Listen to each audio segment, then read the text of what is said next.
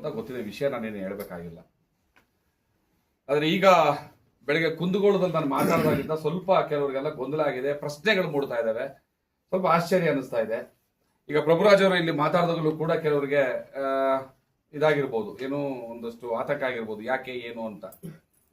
ನನ್ನ ಒಡನಾಡಿಗಳು, ಹೋರಾಟಗಾರರು ಎಲ್ರಿಗೂ ಕೂಡ ಕೆಲವು ಆತಂಕಗಳು ಮೂಡಿದೆ. ಏನು ಅಂತಂದ್ರೆ ಪೊಲೀಸ್ನವ್ರನ್ನ ಈ ಘಟನೆಯಲ್ಲಿ ಯಾಕೆ ಇನ್ವಾಲ್ವ್ ಮಾಡ್ತಾ ಇದ್ದಾರೆ ಅಂತ. ನನಗೆ ಆಗಲೇ ಸುರೇಶ್ ಅವರು ಕೂಡ ಹೇಳಿದ್ರು, ಇಲ್ಲ ಬಹಳ ಸಹಾಯ ಮಾಡಿದ್ದಾರೆ ಅಂತ. ಸತ್ಯವಾಗ್ಲೂ ಹೌದು, ಇಲ್ಲ ಅಂತ ಎರಡನೇ ಮಾತೇ ಇಲ್ಲ. ಮತ್ತೆ ಇಡೀ ಪ್ರಕರಣದಲ್ಲಿ ಪ್ರಾರಂಭದಿಂದ ಇಲ್ಲಿವರೆಗೂ ಕೂಡ ನಿಂತಿರುವಂತದ್ದು ಸುರೇಶ್ ಅವರು, ನಮ್ಮ ಕೆಜಪ್ನವರು, ಮತ್ತೆ ನಮ್ಮ ಶ್ರೀಧರ್, ಎಲ್ಲರೂ ಕೂಡ ಇದರಲ್ಲಿ ನಿಂತ್ಕೊಂಡು ಮಾಡಿರುವಂಥದ್ದು. ಈಗ ಯಾಕೆ ನಾಳೆ ಪರಮೇಶ್ವರ್ ಅವರು ಇಲ್ಲಿಗೆ ಭೇಟಿ ಮಾಡೋದಕ್ಕೆ ಆಗಲೇ ತಯಾರಿ ಮಾಡ್ತಾ ಇದ್ದಾರೆ ಅಂತಂದ್ರೆ, ಅದೆಲ್ಲವೂ ಕೂಡ ನಿಮ್ಮೆಲ್ಲರೂ ಹೋರಾಟದ ಫಲವೇ, ಅದರಲ್ಲಿ ಏನು ಎರಡನೇ ಮಾತೇ ಇಲ್ಲ. ಒಂದು ವೇಳೆ ನೀವು ಸ್ಟಾರ್ಟಿಂಗ್ ಅಲ್ಲಿ ಇದನ್ನ ಧ್ವನಿ ತೆಗೆದೇ ಹೋಗಿದ್ದಿದ್ರೆ ಯಾವ ಪರಮೇಶ್ವರು ಬರ್ತಿರಲಿಲ್ಲ, ಯಾವ ತಿಮ್ಮಾಪುರು ಬರ್ತಿರಲಿಲ್ಲ. ಇಲ್ಲಿ ಹೋರಾಟಕ್ಕಿರೋ ಶಕ್ತಿ. ಯಾವಾಗ ಸರ್ಕಾರದ ವಿರುದ್ಧ, ಸರ್ಕಾರದ ಬೇಜವಾಬ್ದಾರಿತನದ ವಿರುದ್ಧ ನಾವು ಮಾತಾಡೋಕೆ ಶುರು ಮಾಡಿದ್ವಿ, ಅವ್ರಿಗೆ ನಡ್ಕ ಶುರುವಾಯಿತು. ಹುಬ್ಳಿ ಧಾರವಾಡದ ಜನ ನಮ್ಮ ಸರ್ಕಾರಕ್ಕೆ ಚಟ್ಟ ಕಟ್ತಾರೆ, ಸಮಾಧಿ ಮಾಡ್ತಾರೆ ಅನ್ನೋಂಥ ಭಯ ಬಂತು. ನೋಡಿ, ಒಬ್ಬರ ಮೇಲೆ ಒಬ್ರು ಮಿನಿಸ್ಟರ್ಗಳು ಇವಾಗ ಬಂದು ಹೋಗಕ್ಕೆ ಶುರು ಆಗ್ತದೆ. ತಿಮ್ಮಾಪುರ್ ಬಂದ್ರು, ಅದಕ್ಕೆ ಮುಂಚೆ ಇನ್ಚಾರ್ಜ್ ಮಿನಿಸ್ಟರ್ ಸ್ಟಾರ್ಟಿಂಗ್ ಅಲ್ಲೇ ಇದ್ರು. ಈಗ ನಾಳೆ ಪರಮೇಶ್ವರ್ ಬಂದು ಹೋಗ್ತಾ ಇದ್ದಾರೆ. ಈಗ ನನಗೆ ಗೊತ್ತಾಗಿರೋ ಮಾಹಿತಿ ನಿಮ್ಮ ಮುಂದೆ ಹೇಳ್ತೀನಿ. ಪೊಲೀಸ್ನವ್ರನ್ನ ಹೊಣೆ ಮಾಡ್ಬೇಕಾಗಿಲ್ವ ನೀವೇ ಹೇಳಿ. ಬೆಳಗ್ಗೆ ಕುಂದಗೋಳದಲ್ಲೂ ನಾನು ಮಾತಾಡಿದ್ದೀನಿ. ನಾನು ಅನ್ಕೊಂಡಿದ್ದೆ ಇದು ಏಕಾಏಕಿ ಆಗ್ಬಿಟ್ಟಿದೆ ಘಟನೆ. ಏನೋ ಮಗಳು ಮನೆಗೆ ಬಂದ ತಕ್ಷಣನೇ 8 ತಿಂಗಳು ಕಂಡಿಲ್ಲ, ಮನೆಗೆ ಬಂದ ತಕ್ಷಣನೇ ಆಕ್ರೋಶ ಶುರುವಾಗಿದೆ, ಹೊಡೆದೊಡಿದ್ದಾರೆ ಅಂತ ನಾನು ತಿಳ್ಕೊಂಡಿದ್ದೀನಿ. ಆದ್ರೆ ನಿಜವಾಗ್ಲೂ ಆಗಿರೋದೇನು ಅಂತಂದ್ರೆ, ಇದು ಹಿಂಗಲ್ಲ. ಅವರಿಬ್ಬರ ಪ್ರೇಮ ಪ್ರಕರಣ ನಡೀತಾ ಇರುವಂತ ಸಂದರ್ಭದಲ್ಲೇನೆ ತಂದೆ, ಯಾರು ವಿವೇಕಾನಂದನ ತಂದೆ, ಮಾನ್ಯಳ ತಂದೆಗೆ ವಿಷಯ ತಿಳಿಸಿದ್ದಾನೆ. ನಮಗೂ ನಿಮ್ಗೂ ಆಗ ಬರಲ್ಲ, ಯಾಕಂದ್ರೆ ನೀವು ದೊಡ್ಡ ಜಾತಿಯವರು ಅಂತೀರಿ, ಮತ್ತೆ ನಮ್ಮ ಮೇಲೆ ದಾಳಿ ಮಾಡಿದ್ರೆ ಯಾಕೆ ಬೇಕಪ್ಪ, ನಾನು ನಿಮ್ಮ ಮನೇಲಿ ಜಿತ ಮಾಡ್ಕೊಂಡಿದ್ದವನು ತಾತನ ಕಾಲದಲ್ಲಿ ಅಂತ ಹೇಳಿದಾನೆ. ವಿಷಯ ಅಲ್ಲಿಗಾಗಲೇ ಎರಡೂ ಕುಟುಂಬಕ್ಕೆ ಗೊತ್ತಾಗಿದೆ.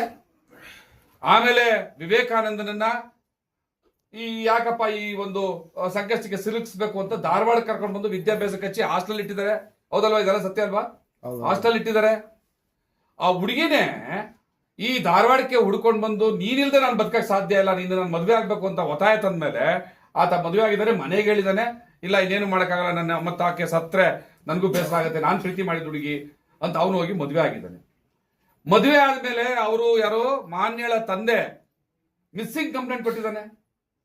ಅದು FIR ಆಗಿದೆ. ಇದು ಎಷ್ಟು ಜನ ಗೊತ್ತು ವಿಚಾರ? ನನ್ಗೆ ಗೊತ್ತಾಯ್ತು. ಅಲ್ಲ, ನಿಮ್ಮನ್ ಬಿಟ್ಟು, ನೀವು ಪ್ರಾರಂಭದಿಂದ ಇದ್ದವ್ರು ಬಿಡಿ, ನೀವು ಮದುವೆ ರೀಸನ್ ಇಂದ ಹಿಡಿದು ಇಲ್ಲಿವರೆಗೂ ಜೊತೆಲಿ ಇದ್ದವರು ನೀವಲ್ಲ. ಇಡೀ ಜಗತ್ತಿಗೆ, ಇಡೀ ಕರ್ನಾಟಕಕ್ಕೆ ಎಷ್ಟು ಜನ ಗೊತ್ತು ವಿಚಾರ? ನನಗೆ ಗೊತ್ತು. ನಾನು ಅನ್ಕೊಂಡಿದ್ದೀನಿ ಒಂದೇ ದಿವಸಕ್ಕೆ ಆಗೋಗ್ಬಿಡ್ತು ಘಟನೆ ಅಂತ. FIR ಆಗಿದೆ. FIR ಆದಾಗ ಸ್ಟೇಷನ್ ಕರೆಸಿ ವಿಚಾರಣೆ ಮಾಡಿ ಆ ಹುಡುಗಿ ವಾಪಸ್ ಮನೆಗೆ ಹೋಗಲ್ಲ ಅಂತ ಹೇಳಿದ ಮೇಲೆ ನನಗೂ ನನ್ನ ಮಗಳಿಗೂ ಸಂಬಂಧ ಇಲ್ಲ, ಸತ್ಲು ಅಂತ ಬರ್ಕೊಟ್ಟು ಬಂದಿದ್ದಾನೆ. ಆದ್ರೆ ಸುಮ್ಮನೆ ಬಿಟ್ಟಿಲ್ಲ. ಮತ್ತೆ SP ಕಚೇರಿಗೆ ತನ್ನ ಹಣ ಮತ್ತು ಅಧಿಕಾರ ಎಲ್ಲವನ್ನೂ, ರಾಜಕೀಯ ಶಕ್ತಿಯನ್ನು ಉಪಯೋಗಿಸಿ SP ಕಚೇರಿಗೆ ಈ ಮಾತು ಬರೋ ರೀತಿ ಮಾಡಿಕೊಂಡಿದ್ದಾನೆ. SP ಕೂಡ ಈ ವಿಚಾರದಲ್ಲಿ ಇನ್ವಾಲ್ವ್ ಆಗಿದ್ದಾರೆ. ಅದಾದ್ಮೇಲೆ 8 ತಿಂಗಳು ಹೊರಗಡೆ ಇವರು ಬದುಕಿದ್ದಾರೆ. ಯಾಕೆ ಅಂತಂದ್ರೆ SP ನೇತೃತ್ವದಲ್ಲಿ ಏನು ಮಾತುಕತೆ ಆದಾಗ ಹುಡುಗಿ ಏನಾದ್ರು ವಾಪಸ್ ಹೋಗೋಕೆ ಒಪ್ಕೊಂಡಿದ್ದಿದ್ರೆ ಕರ್ಕೊಂಡು ಹೋಗ್ಬಿಡೋಣ ಅಂತ ಇದು ಇಲ್ಲಿ ಬಿತ್ತೇನೋ ಅವ್ರದ್ದು. ಯಾವಾಗ ಹುಡುಗಿ ವಾಪಸ್ ಹೋಗಿಲ್ಲ, ಆಗ ನನಗೆ ಸಂಬಂಧ ಇರೋದು ಬಿಟ್ಟಿದ್ರು ಕೂಡ ಸುಮ್ಮನೆ ಇಲ್ಲ. ಮಾನ್ಯಳ ಅಪ್ಪನ ಅಪ್ಪ ಅಂದ್ರೆ ಮಾನ್ಯಳ ತಾತ, ಆ ತಾತ ತನ್ನ ಮಗನಿಗೆ ಆಗಾಗ ಏನು ಕಿಚಾಯಿಸೋದು, ಚುಡಾಯಿಸೋದು, ರೇಗಿಸೋದು, ಅವಮಾನಿಸೋದು, ನೀನೊಬ್ಬ ಗಂಡಸ ಅಂತ ಕೇಳೋದು, ನಿನ್ನ ಆಸ್ತಿ ಎಲ್ಲ ಮಲಗಿರ ಪಾಲಾಯ್ತು ಹೋಗು ಅಂತ ರೇಗಿಸೋದು, ಇವೆಲ್ಲ ಮಾಡಿದ್ದಾನೆ. ಹೌದಲ್ವಾ? ಇದೆಲ್ಲ ಆಗಿದೆ. ಗಂಡು ಮಕ್ಕಳಿಲ್ಲ,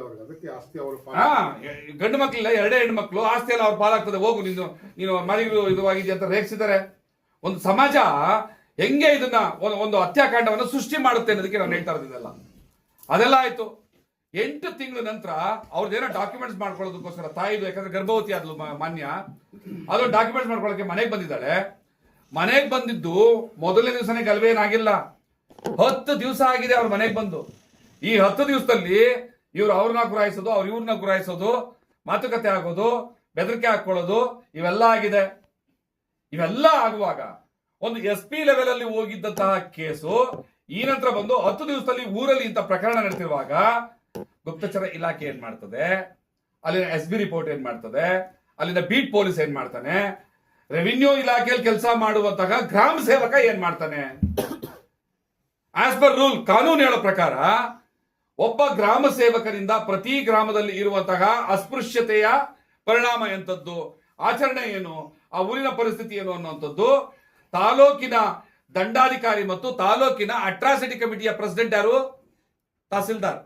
ಅವ್ರಿಗೆ ವರದಿ ಆಗ್ಬೇಕು.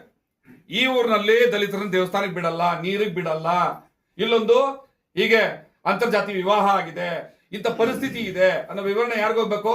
ತಹಸೀಲ್ದಾರ್ಗೆ ಹೋಗ್ಬೇಕು. ತಹಸೀಲ್ದಾರ್ ಮೂಲಕ ಯಾರಿಗ ಹೋಗ್ಬೇಕು? ಜಿಲ್ಲಾಧಿಕಾರಿಗೆ ಹೋಗ್ಬೇಕು. ಇನ್ನು ಪೊಲೀಸ್ ಡಿಪಾರ್ಟ್ಮೆಂಟ್ ಬಂದ್ರೆ ಒಬ್ಬ ಬೀಟ್ ಪೊಲೀಸ್ನವನಿಂದ SB ರಿಪೋರ್ಟರ್ನಿಂದ ಹೋಗಿ ತಲುಪಬೇಕು.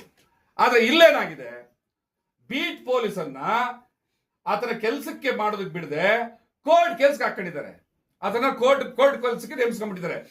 ಕೋರ್ಟ್ ಕೆಲಸಕ್ಕೆ ನೇಮಿಸಿದ್ರೆ ಬೀಟ್ ಪೊಲೀಸು ಊರಿನಲ್ಲಿ ಆಗ್ತಿರೋಂಥ ಆಗು ಹೋಗುಗಳನ್ನ ಹಿಂಗ್ ತಿಳಿಸಕ್ ಆಗ್ತದೆ? ಯಾವ ಕೋರ್ಟ್ ಕೆಲಸಕ್ಕೆ ಹಾಕೊಂಡಿದ್ದ ಬೀಟ್ ಪೊಲೀಸನ್ನ ಒತ್ತಡ ಜಾಸ್ತಿ ಇದೆ ಅಂತ ಹೇಳಿ ಸಸ್ಪೆಂಡ್ ಮಾಡಿದ್ದಾರೆ. ಯಾಕೆ? ಅವ್ರ ಪಾಪ ಬಡಪಾಯಿಗಳು ಇರ್ತಾರೆ. ಯಾರ ತಲೆದಂಡ ಆಗ್ಬೇಕಿಲ್ಲಿ? ಜಿಲ್ಲಾ ಪೊಲೀಸ್ ವರಿಷ್ಠಾಧಿಕಾರಿ. ಮತ್ತೆ ಆ ಬೀಟ್ ಪೊಲೀಸ್ ಅವ್ನು ಯಾರು ಅನ್ನೋದು ಹೇಳಕ್ ಬೇಸರ ಅನಿಸ್ತದೆ. ಆ ಬೀಟ್ ಪೊಲೀಸ್ನವ್ನು ಯಾರು? ಅವನು ಬಡಪಾಯಿ, ಅವನು ಒಬ್ಬ ಅಸ್ಪೃಶ್ಯ ಸಮುದಾಯದವನು. ಯಾರು ತಲೆದಂಡ ಆಗ್ಬೇಕಿತ್ತು? ಒಬ್ಬ ಜಿಲ್ಲಾ ಪೊಲೀಸ್ ವರಿಷ್ಠಾಧಿಕಾರಿ. ಯಾರು ಜಿಲ್ಲೆಯ ಜಾಗೃತಿ ಮತ್ತು ಉಸ್ತುವಾರಿ ಸಮಿತಿಯ ಅಧ್ಯಕ್ಷರಿರ್ತಾರೆ, ಜಿಲ್ಲಾಧಿಕಾರಿ ಮತ್ತೆ ಇರ್ತಾರೆ, ಮತ್ತೆ ಆ ಕಮಿಟಿನಲ್ಲಿ SP ಇರ್ತಾರೆ. ಇವರು ನಿಭಾಯಿಸಬೇಕಾಗಿರೋ ಕೆಲಸವನ್ನ ಪರಿಣಾಮಕಾರಿಯಾಗಿ ನಿಭಾಯಿಸದಿದ್ರೆ ಈಗಾಗಲೇ ಇದು ಇಷ್ಟು ದೊಡ್ಡ ಮಟ್ಟದ ವಿವಾದ ಆಗಿದೆ. ಈ ಕುಟುಂಬಕ್ಕೆ ಪೊಲೀಸ್ ರಕ್ಷಣೆ ಬೇಕು. 10 ದಿವಸದಿಂದ ಈ ಜಟಾಪಟಿ ನಡೀತಾ ಇದೆ. ಏನಾದ್ರೂ ಅನಾಹುತ ಆದ್ರೆ ಏನು ಅಂತ ಗಮನ ಹರಿಸಬೇಕಾಗಿದ್ದು, ಕರೆಸಿ ವಾರ್ನಿಂಗ್ ಮಾಡಬೇಕಾಗಿದ್ದು, ಅಥವಾ ಪೊಲೀಸ್ ರಕ್ಷಣೆ ನೀಡಬೇಕಾಗಿದ್ದು ಜಿಲ್ಲಾ ಪೊಲೀಸ್ ವರಿಷ್ಠಾಧಿಕಾರಿ ಕೆಲಸ. ಮತ್ತೆ ಪೊಲೀಸ್ನವ್ರಿಗೆ ನಾವು ಧನ್ಯವಾದ ಹೇಳ್ತೀವಿ, ಮುಂದಕ್ಕೂ ಇದೆ. ಯಾವಾಗ ಆ ಗಲಭೆ ಆಗುವಾಗ, ಕೊಲೆ ಅತ್ಯಾಚಾರ ನಡೆಯುವಾಗ, ಆ ಹೊಡೆತಗಳು ಬೀಳ್ತಾ ಇತ್ತಲ್ಲ, ಆಗ ತಕ್ಷಣದಲ್ಲಿ ಪೊಲೀಸ್ನವ್ರು ಹೋಗಿದ್ದಾರೆ. ಅವ್ರು ಹೋಗದೆ ಹೋಗಿದ್ರೆ ಇನ್ನಷ್ಟು ಜೀವಗಳು ಹೋಗ್ತಾ ಇತ್ತು. ಅದ್ರ ಬಗ್ಗೆ ನಮಗೆ ಗೌರವ ಇದೆ. ಆದ್ರೆ ಆ ಎಚ್ಚರಿಕೆ ಮುನ್ನೆಚ್ಚರಿಕೆ ಯಾಕೆ ಆಗಿರಲಿಲ್ಲ? ಅವರು ಹಣವನ್ನು ಕೂಡ ಹೊಂದಿಸಿ ಇಟ್ಟಿದ್ದಾರೆ. ಇದು ಪೊಲೀಸ್ ಮೂಲಕ ಗೊತ್ತಾಗಿರುವಂತದ್ದು. ಯಾರು ಕೊಲೆ ಮಾಡೋದಕ್ಕೆ ಮುಂಚೆ ನೆಕ್ಸ್ಟ್ ಏನಕ್ಕೆಲ್ಲ ಬೇಕಾಗುತ್ತಲ್ಲ ದುಡ್ಡು, ಆ ದುಡ್ಡನ್ನ ಹೊಂದಿಸುವಂತಹ ಕೆಲಸಕ್ಕೂ ಕೈ ಹಾಕಿದ್ದಾರೆ. ಇದು ಒಬ್ಬ SB ರಿಪೋರ್ಟ್ ಮೂಲಕ, ಒಬ್ಬ ಬೀಟ್ ಪೊಲೀಸ್ ಮೂಲಕ ಪೊಲೀಸರು ಗೊತ್ತಾಗೋದಿಲ್ವಾ?